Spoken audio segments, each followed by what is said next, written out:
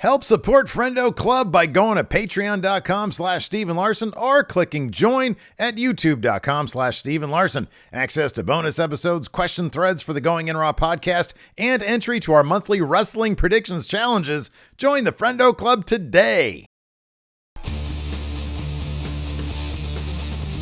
Hey, Friendo, Steve here. And Larson. Welcome back to Going In Raw, the only pro wrestling podcast you need to be listening to. On today's episode, we're going to be answering your questions. We're going to be talking about the return of AJ Lee to WWE. Or it's not going to happen. No. We're also going to be talking about Ronda Rousey shooting on Vince McMahon. Before we get started, I wanted to bring this up really quick. What's that? We did an episode last week about Booker T and his run-in with CM Punk, which we rumor killed all over, saying that this was just Booker T being Booker T, maybe trying to angle to get CM Punk on a show, just trolling people, having some fun with it. And guess what? That's what it was. We were right. That's exactly what it was. So, yeah. Probably not the best subject to do all that with. Can Booker. you dig that, sucker? Anyways. Yeah, probably not the best idea. But anyway, it's done. So. You want to shit on Vince McMahon some here? Yeah, let's do it. Ronda Rousey's got a memoir entitled Our Fight. That's releasing, I think, relatively soon. Inside the Ropes has some excerpts. And Ronda, she blasts Vince McMahon. He's off on Vince McMahon. Oh, seriously. And the culture within the company. There's a lot here, so we'll take it paragraph by paragraph. I'll take this first one. Sure. Here. She says NXT. She gives a little bit of backstory. You know, she's writing this from perspective, or, with the idea, maybe someone reading this is not familiar with the world of professional wrestling. Right, exactly. So she first talks about NXT. She says NXT was founded by and under the control of Triple H, real name Paul Levesque. In addition to being my in-ring WrestleMania nemesis, he is arguably one of the best professional wrestlers in history and one of the better people on the business side. He is married to Stephanie McMahon, who is the daughter of WWE's Emperor Palpatine, Vince McMahon. Vince took over the company from his father in the early 1980s and spent the better part of 40 years playing a real-world pro wrestling version of Monopoly, buying up and absorbing smaller promotions until he basically owned them all. It's hard sometimes to know where the evil, unethical Slimeball character of Vince McMahon played out for the cameras ends and the actual questionably ethical, many times sued and multiple times accused of sexual misconduct Vince McMahon begins. That blurred line between character and reality is a recurring theme within the WWE universe. Pay-per-views are held in major cities like New York, Los Angeles, and Philadelphia, as well as now twice a year in Saudi Arabia, a nation that restricts the rights of women in a way that I'm certain Vince McMahon wishes he could. Ooh. Yeah. She continues, WWE bills itself as a sports entertainment organization, and just like in the mainstream entertainment industry, there was, by all accounts, a casting couch culture where men backstage in powerful positions pressured female talent for sexual favors in return for airtime. There were so many public accusations and scandals, it's hard to keep track, and more that I'm sure the WB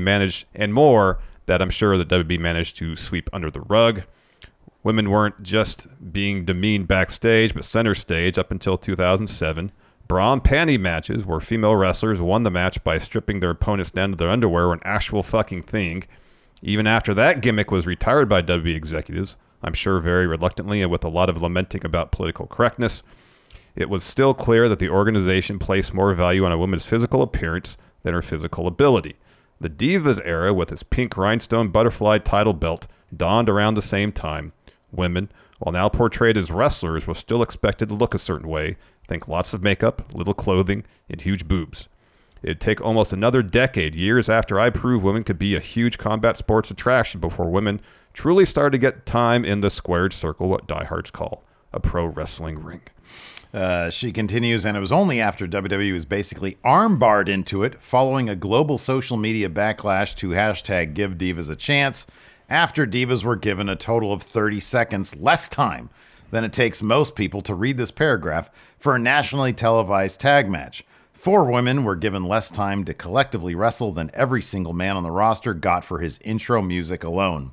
Presented this information as a person outside of the wrestling world, you might draw the conclusion that there is a troubling foundational sexist, patriarchal culture within the WWE.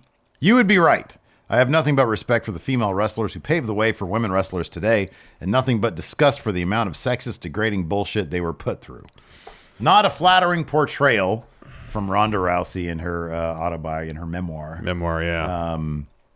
Ronda Rousey herself has been known to make some pretty asinine statements about a variety of things. Yep. But one thing that she is known for is keeping it, from her perspective, as real as possible and as honest as possible. And I may disagree with a lot of what Ronda Rousey has, put out there in the past. Yes.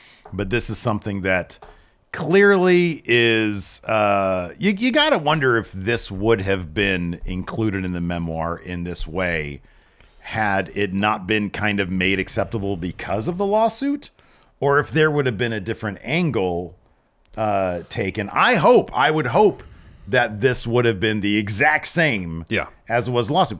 Oftentimes you see lawsuits like this sort of create the culture of making it okay to then be honest about the situation. Yeah. So regardless, it's good to see that somebody who benefited quite a lot from her situation in WWE still was able to say, hey, you know what, this guy's a piece of crap. Yeah. I guess depends on, I don't know exactly the process, once book is finished to publishing. Like, I don't know how long that takes, if because what the Janelle Grant lawsuit, that was end of January, right before the Rumble, is when that was made public. So I don't know if there's a situation where any of this is in reaction to that or not, because I don't know the process it takes from drafting a book, completing it, having the editor go through it, to approval from the publisher, to publishing, and all that kind of stuff. Well, there's also, you're right, but there's also, it's not like the lawsuit was the beginning of it. Oh, absolutely not. You know what I mean? Even if you were to go back to whatever it was a year and a half ago. Yeah. I'm sure, I would imagine that. And Ronda has been, in that time, Ronda was in the WWE and left. Yeah. That's a good point. So yeah, I don't know. It's just more disheartening info. Yeah. It is interesting to see somebody in a position where they did benefit greatly, but they do have, like, Ronda has nothing to lose whatsoever by coming out like this. And so often in the business, people loyal to Vince won't say, even with everything that's come out, won't say bad things about him. Yeah. In this case, Ronda Rousey is just opening up with what she saw. Yeah. And how she saw it. I'm curious to know. This is a snippet from the book. I'm curious to know if she goes into any additional detail. Yeah. With her experience there in WWE. Yeah. Because she was there for a little while. Yeah, she was. Yeah. I don't know if I noticed if it said when the book was coming out. So yeah, I guess that's something to keep tabs on. Yeah. You want to talk about AJ Lee? Yeah, sure. All right. So SC Scoops, Aaron Varble has the latest on the possible return of AJ Lee. This is what Aaron Varble had to say. Quote, a rumor going around is that, quote, despite ongoing efforts from WWE, AJ wants a memorable return rather than a one-time appearance. Upon investigating the topic, we can report that this one is not true. Oh. I'm told that there is no talk in that direction internally, nor with AJ about wrestling again. I was also told by a tenured source within the company that, quote, she's very well liked and respected, just not a topic at the moment. I think she had to retire due to, or step away. I don't know if it was official retirement, due to health reasons, health concerns, injuries. Yeah. And regardless if those injuries have healed to the extent that she could contemplate a return to the ring. I know she was working some behind the scenes on Women of Wrestling. Wow. Yeah.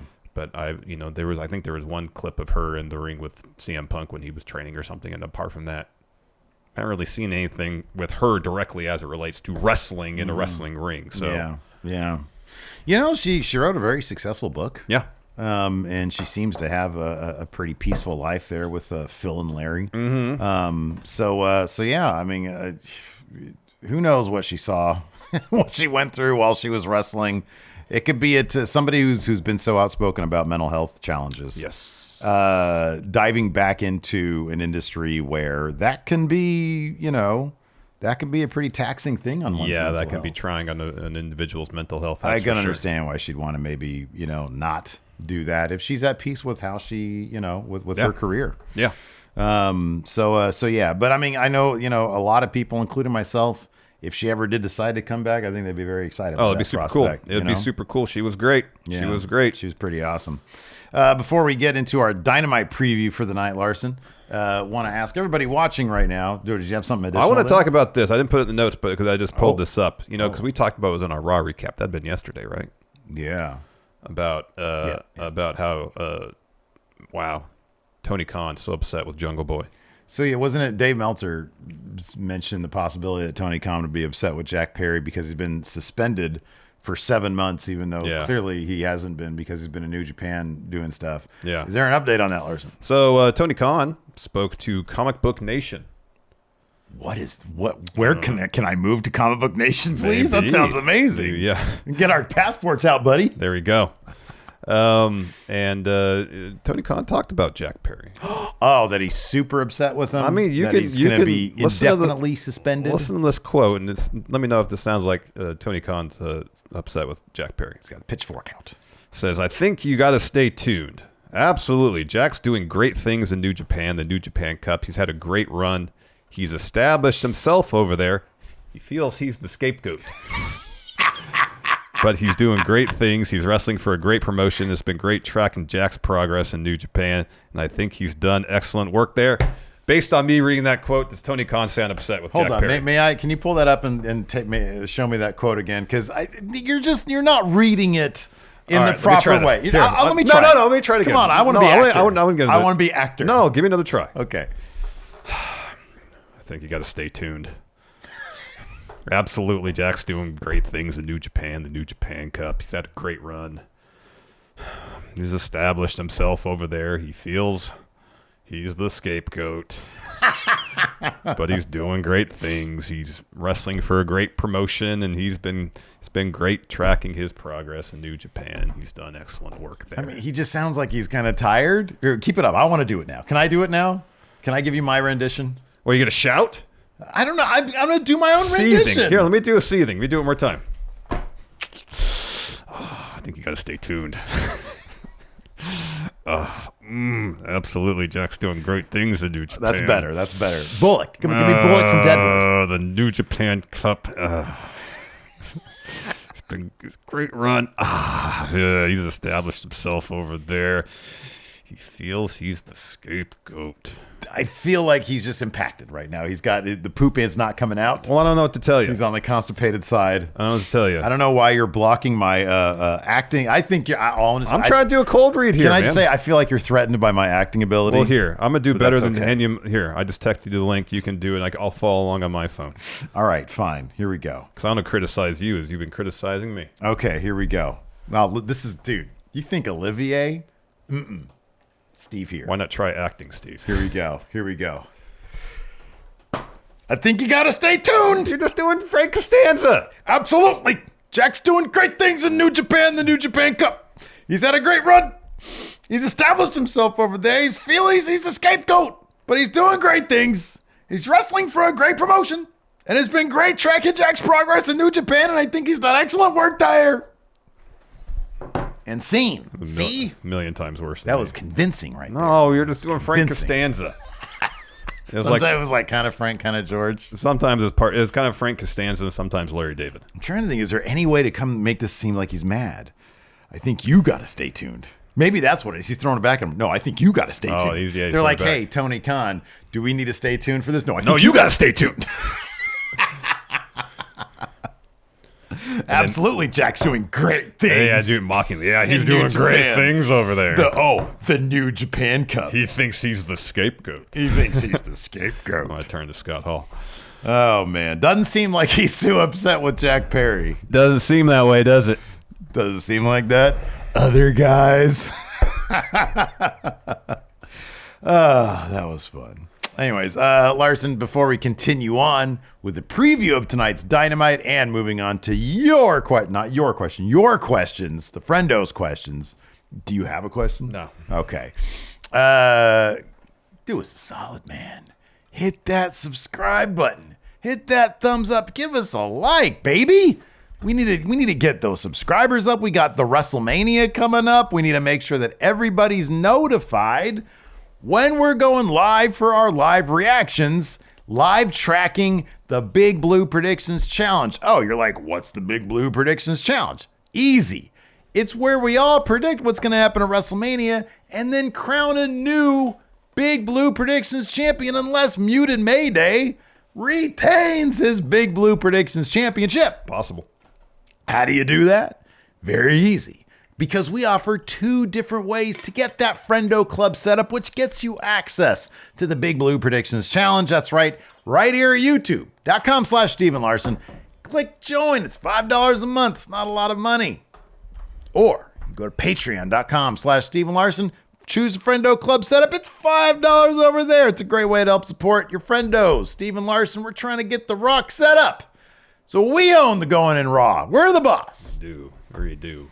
So, you also get bonus episodes, brand new Friendo cast, fresh. Today, we talk about a real joyful subject, pandemic, because it's the 4-year anniversary of when the world shut down. And we talk about that, how it's affected us, how it's changed us, what we went through in the time, and all that kind of stuff. But it's a weekly bonus show that we do. We don't talk any wrestling stuff. Wrestling. We just talk about non-wrestling things, and it's called FriendoCast. You get access to that. You get access to the Big Blue Predictions Challenge, and you also get access to the question threads, which we're about to read from in a moment here. But first, Dynamite preview. Got AEW Dynamite from a sold-out venue in Toronto, Canada, apparently. Dynamite. So that's good to hear. They filled up the building, probably in some part to this main event match here for the TNT title.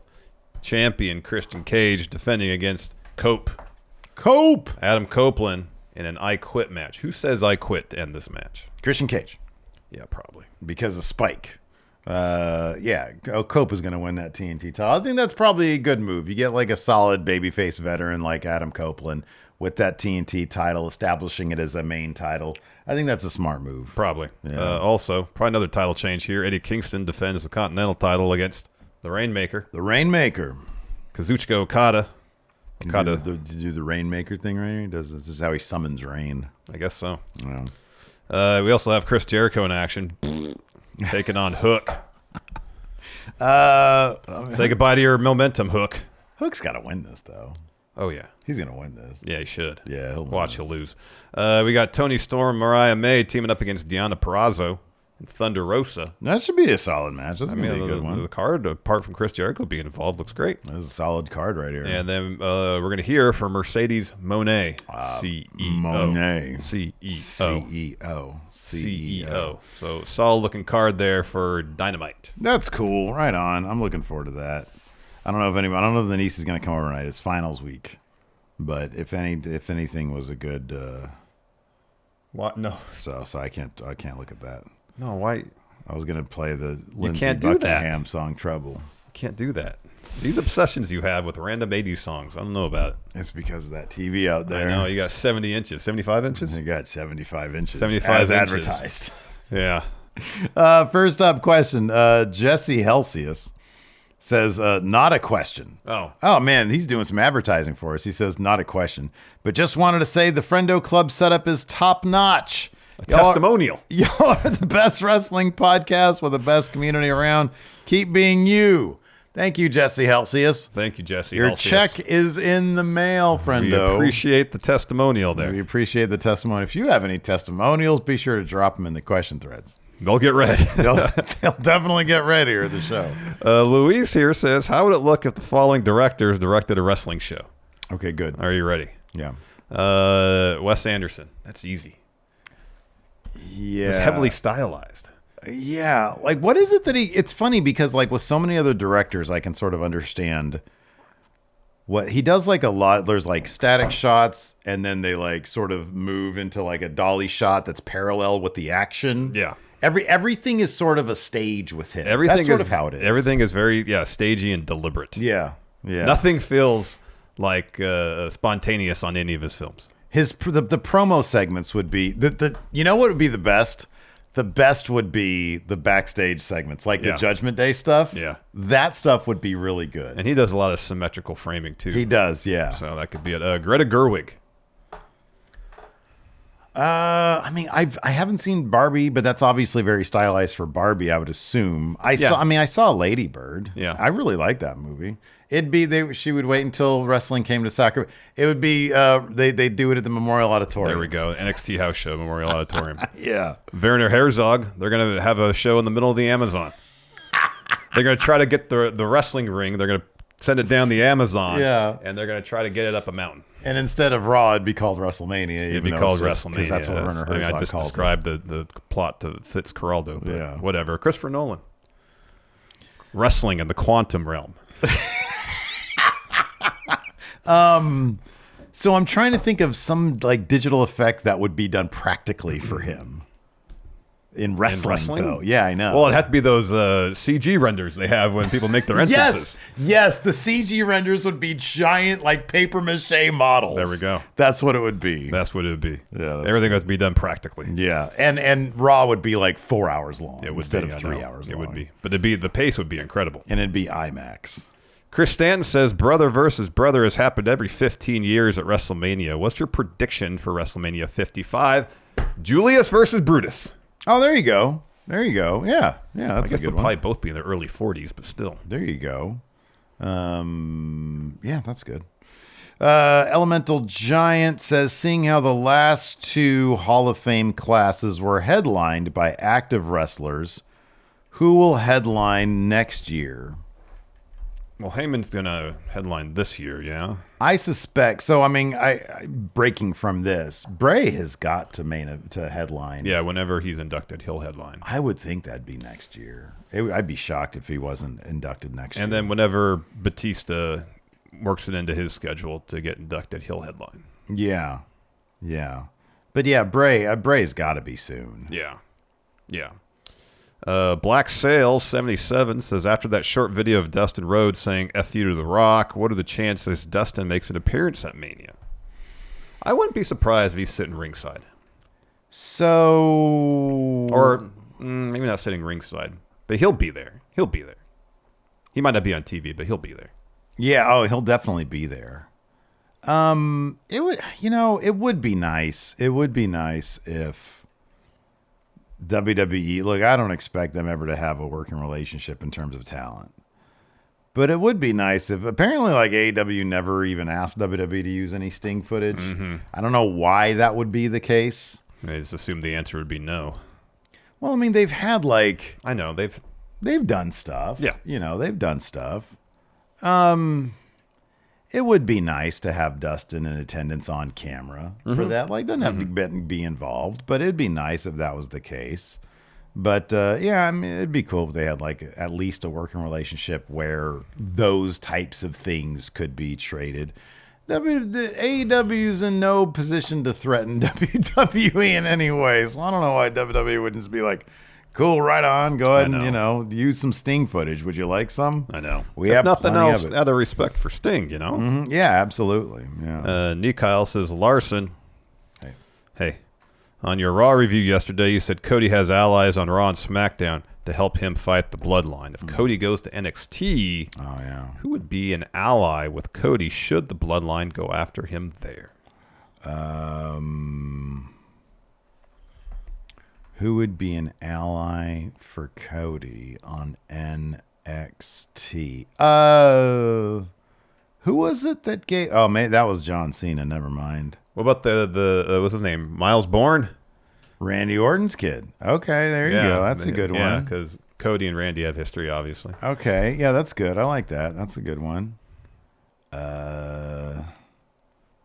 Is there anybody in NXT that had training at the Nightmare Academy? The Nightmare Academy? That was a good question. I wouldn't be surprised. Nightmare Factory? Maybe somebody that Yeah, that's a good point. is QT Marshall in NXT. No, he's back in AEW He's got in a backstage role. He's gonna be a Triple Mania too. Yeah, that's where he's going to wrestle. Yeah, it's not him. wrestling It's him in and AEW. Parker Boudreaux, I think. Wow. I think That's quite a card. against no, not them wrestling each other. It's them wrestling together. Yeah, I know. against, I like- know. Yeah. God, who was it? I forget who it was. Interesting. This is a good question from Doc Henslow. If you could relive 1 year in wrestling, what year would it be? You would be your current age and forget everything about said stories from that year. Okay, well, I don't like this memory manipulation business. So Steve, as mid-40s Steve, plopped out of 2024 and can move in any year in the history of pro wrestling. Yeah. But when you get dropped in that year, no knowledge of what's going to happen. So you experience it all for the first time again.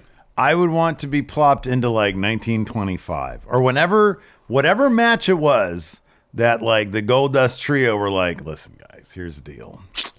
These 3-hour catch can wrestling matches, done. We're not doing that shit anymore. So what we're going to do is instead, we're going to do like 15-minute bangers. All right. And get this. Instead of 2 hours of collar and elbow tie-ups, we're going to do 10. Right, exactly. So, and we're going to have these great things we're calling finishes. And if you can't guess, these finishes are going to finish the match and you do some cool move to punctuate it. And that's going to be your finishing move from now on. I want to see the first full-on worked, booked out match. That's what I want to see. What year was that?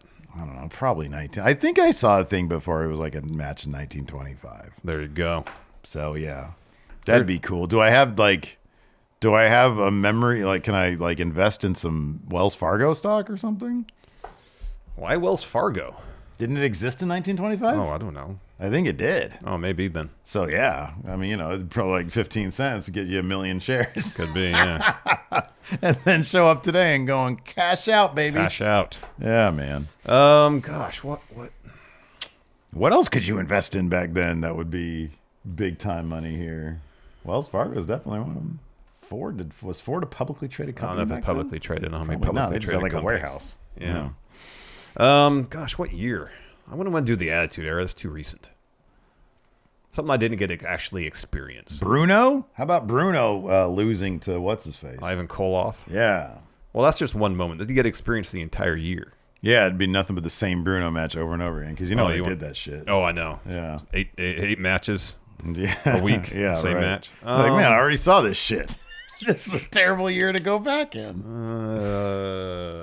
I'm trying to think this like overall, like a really good year. Oh, maybe like in the early '90s. Not so much for WWF, honestly, but something I'm not that familiar with. Kings Road, All Japan stuff. Oh man, Be able to experience that. No, you just be in the crowd and like watch these fools dump each other on their heads. I'd get so pearl clutchy, especially now. Like if I was in my 20s and I went back and did that, cool. But like now, I'd be like, God damn, stop doing that. Yeah, I'd start yelling at people like, I'm pretty sure that's not good for you. I know. Yeah, y'all need to learn to work more. Floppy says, something I thought of the other night. One of the biggest butterfly effects no one talks about is that if Edge wasn't part of Judgment Day to start, we never would have gotten the other side as their theme. It's true. He's like friends with Alter Bridge. Yeah, he's buddies with him. Question. Who else's theme song changes drastically without someone else's influence? Wow. Oh my goodness. Bobby Roode's theme song would have changed if they used it for Nakamura. Yeah, that's right. So I wonder what you never know. Maybe Bobby Roode would be a multiple-time Universal Champion at this point because he wouldn't have been stuck with that glorious gimmick. I know. You wouldn't be stuck with a gimmick as your theme song. Yeah, exactly. That's a good answer. That's really good. Gloria. That is a good song, though. I remember the first time we saw that entrance. Oh, man. We were there in person for that. It was crazy. Glorious. Descended from the heavens. Yeah. Bobby Roode, you're glorious. You know those words were spoken. Oh, absolutely. You know he said exactly that. I know who you are, Bobby Roode. Blake Whitehouse says, with Lance Archer being 47, do you think he's reached his peak? Yeah. His peak was spitting water in people's faces, probably. Yeah, that was great. I love Lance Archer. I think he's awesome. It's funny how Tony Khan has like these big fellas that he just has no seeming desire to like push at all. Yeah, I know. But I kind of feel like, I think he said recently in like an interview or something that he feels like the way he's booked in AEW, he always comes across as a guy who can destroy people, even though he spends most of his time putting other people over. Yeah. And I think that's true. I think that he's, you can consider him a threat, but like as soon as he comes up against like a John Moxley, he's going to win that. Yeah, match, I know. You know what I mean? I know. But he usually puts on fun matches. I like Lance Archer, man. I think he's cool. Me too. Alex Foster here says, is Yoda Tsuji's nickname Gene Blast the best or worst nickname ever? So it does sound vaguely ejaculatory. Yeah. Yeah. Gene Blast. Yeah. I could see that. Yeah. Also sounds like an Arrested Development character. Yeah, it does. So I guess I don't see any downside to it, to be honest with you. It's way better than Loose Explosion. I mean, it's like Pearl Jam, It's Yeah. like, yeah, I get it. It's come, but like, it's a cool name. Loose Explosion. Loose Explosion sounds more like diarrhea to me. Yeah, it does. That's why I'm not like, I'm like, that's disgusting. Yeah. But like Gene Blast, I conjure images of fun times. Oh my gosh. The diarrhea is never fun. I can't think of a time when that's fun. Not fun, no, but it can be relieving. If your stomach is a mess and it's like cramping and hurting and stuff. And then it's all out. You're like, It oh, can be man, like, oh, it I feel feels way so better. good. Relief. Yeah, but then your O-hole starts burning. But here's the thing. Usually when you got diarrhea, it's just not one time. Yeah, It's a process, and you might feel relief for a moment, and then happens And again. then like by the third time in a day, it's just burning. Yeah, it's no fun. Dave Matushek says, with an all Los Ingobernables de Japón battle at New Japan Cup between Naito and Tsuji in the works, Yeah. what other in-faction battles do you want to see? Wait, hold on a second. Tsuji won the New Japan Cup, so he's got a title opportunity against Naito down the line. Yoda Tsuji? Yeah. Is he in LIJ? He's LIJ, yeah. When did that happen? Shortly after he came back from excursion. Was he in LIJ at Wrestle Kingdom? Yeah. Yeah. Why did I did not remember that Yeah. at all. I think I slipped into a different universe. He's been in LIJ for a little bit. Oh man, didn't know that one. Teton's in LIJ too. Is Teton in That we just saw in CMLL. He's CMLL guy. Yeah. Oh, man, I don't care about that. That's not canon. Yeah, I don't. What other in-faction battles do you want to see? You know, it's a bummer we never got the Bullet Club Civil War. We didn't get the elite group going up against Tamatonga. It all played out on Twitter. I know. And about being upset about T-shirt sales and stuff like that. Yeah, that was silly. They should have done a whole thing. It would be cool to see, like, I kind of want to understand exactly how how actual Bullet Club feels about Bullet Club Gold. Yeah. They've never really addressed No, they've never addressed anything about it. No, they haven't. Never. John Hosey, will you be doing a review of the Bray Wyatt documentary? We haven't really talked about it. We have not talked about it. Maybe. Possibly. Maybe for Friendo Club Wrestling. Maybe it's a possibility. That's a possibility. Joe the Meme Maker says, money is no issue. Nice. He continues. It's a great question already. Yes, Joe, we'll take it. Yeah. Yeah. What would be the best musical act, dead or alive, to perform at Mania? Really? That's what we do with Money is No Issue? Meatloaf! It'd be fucking Meatloaf. You'd have Meatloaf, but who would he be performing for and which song? Edge. Which song? I would do anything for love. Yeah. Surprising to say Lindsey Buckingham, Trouble for Pack. Trouble for Pack.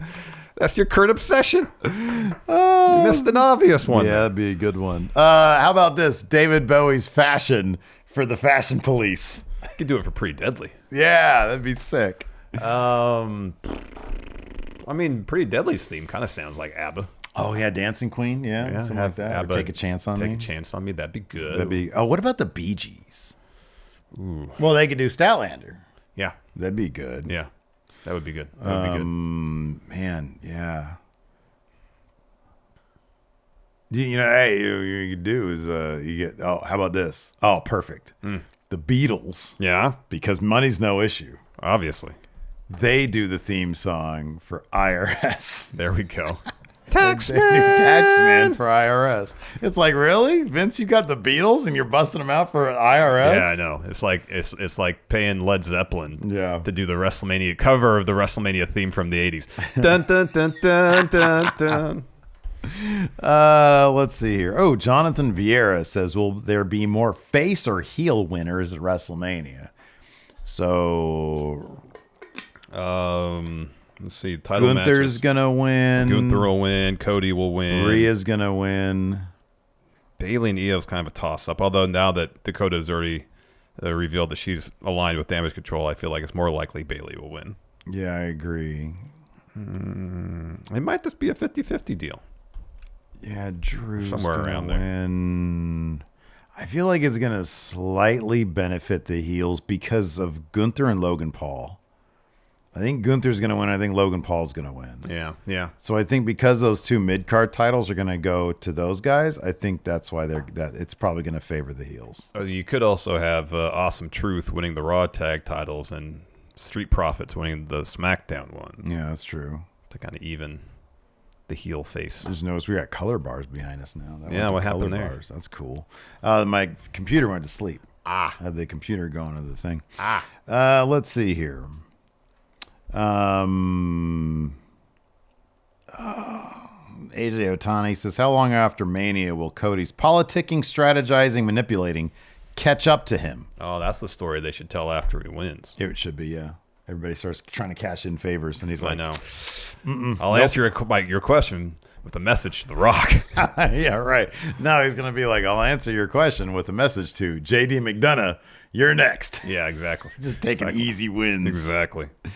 Let's see here. Oh, man. Agent Boy Band says, what's the best, worst theme song? One so bad you like it. Oh, it's Shawn Michaels' theme. Yeah, that's a good answer. It's got to be Shawn Michaels' theme. Avery Wash. Which WWE wrestler needs a licensed song that isn't Pac, Lindsey Buckingham trouble? WWE wrestler is a question, right? Correct, yeah.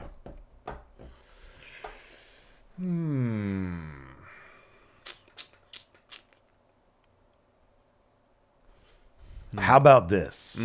Going back in time a little bit, and you give Pink Floyd's Bike, or Bicycle, I forget what it's called. I think it's called Bike. I've got a bike you can ride. And they give it to Undertaker when he used to come out on his motorcycle. There we go. That's good. The American Badass. That's good. I've got a bike. You can ride it if you like. I'm the dead man. Give me some Sid Barrett, Pink But he Floyd. should sing it. I've got a bike. You can ride it if you like. But only if you want to get choke slammed. And you can rest in peace. There's so many songs and so many wrestlers. It's hard to on the spot. Yeah. All right, give me a band. How about this? Give me How any about this? band. What? No, I got it. Bad News Barrett gets Metallica's Sad But True. All right. I like that one. That's a good one. Not bad. All right, I'll give you a band. I'll give you a band, and the band is, come on, just think of any band. I know it's the thing. Any There's band. so many. Any band. Okay, the Eagles. The Eagles. Oh, the Eagles. Okay. And do I give you a wrestler, or you do it now? The Eagles, huh? Gosh, they have so many songs. You got Take It Easy. Let's do One of These Nights, because that's my favorite. Oh, that's good. One of these nights. One of these nights. And give it to... Who's got an Eagles vibe? Oh, man. Does anybody have I mean, Andrade is Tranquilo, because it's kind of a Tranquilo thing. I don't really see him as an Eagles guy, though. What about Noam Dar with One of These Nights as his theme? That's good. That's good. Why not? Let's see here. Oh, wow. Metal Pulse says, just found out I'm going to WrestleMania night 1. Cool. What sign should I bring to represent going in Raw? How about this? Your sign is this. Money is no issue. And then like Steve's face and Larson's face on either side. You trying to manifest money not being an issue? Yeah. That needs to be our new slogan. Oh, we're going past tribal chief setup to unlimited wealth. Is what you're saying. Yes. Thanks everybody for tuning in. I appreciate it. They're wrapping us up. They're over there wrapping us up. There's a fan right there. Listen, money's no issue.